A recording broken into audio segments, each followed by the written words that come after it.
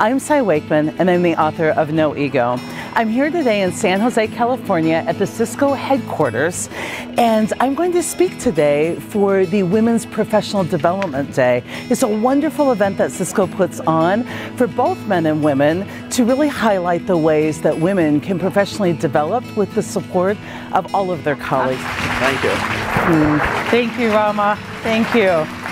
What would great look like if you were great right now in this moment, if you were at your greatest? What would it look like? The theme of today is making empowerment happen. And so I want to talk to you today about greatness and how to get there. It's not just a concept, it's something we're all capable of. When people come to me and they want to get into the drama, I use questions to stop the venting and get people into self-reflection, like what would great look like? And when people ask me about being empowered, I often say, don't wait for something outside yourself to happen. Step into the power you already have. Part of empowering others is to bypass the venting, which is the work of the ego, the judging, the complaining, the calls for other people to be fired. It's the ego's way of avoiding self-reflection. Self-reflection unlocks and lights up a whole different part of your brain where greatness is, innovation, collaboration, teamwork. By simple questions that lead to personal curiosity and self-reflection, we can bypass the ego and call people up to great. See, most of us are playing small and we don't step up and step into the power we already have. One that understands the word and knows that many things can be true at once and understands that your view of the world is very narrow and it's the spot of mental flexibility and innovation and collaboration. It's all in you. It's just that we start believing everything we think. And early in your career, to accept reality is to not accept your story of reality and be very careful what you think you know for sure.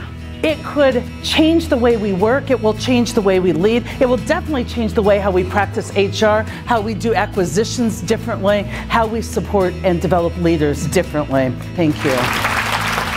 Small ways you can step into your own power is to show up and speak up. As an early career, what advice would you give me on how to accept my current reality and become skilled? Wonderful. How do you accept your current reality, that part of acceptance? So part of accepting your reality is hard when you have a story about reality. You can't accept oppression. But what you can accept is that perhaps oppression in this microchip moment didn't happen. Perhaps the oppressor is in your head, not external this time. So when you were talking about the whole reality aspect, it really resonated with me. But the question I have for you is, what if the reality is like somebody is acting in a way that is extremely negative? That is a reality, and we can accept the reality. Right? And what I know about reality is almost every day there'll be somebody in my life acting extremely negative. So it's not that I just accept and condone it through silence, but I also don't want to address it through violence, right? And we go back between silence and violence. If I'm impacting it just by saying, you know, I care a lot about you and I don't see the world that way and I'm wondering what I can do to help, it's coming from a non-judgmental place. Now, they're going to do whatever they want to do with that, maybe get more negative on me. I can't do anything with what they're going to do, so I can't have expectations, but I have great expectancy that if I'm kind and neutral, that I can do what I can do to bring out your best self. I love that. Great question.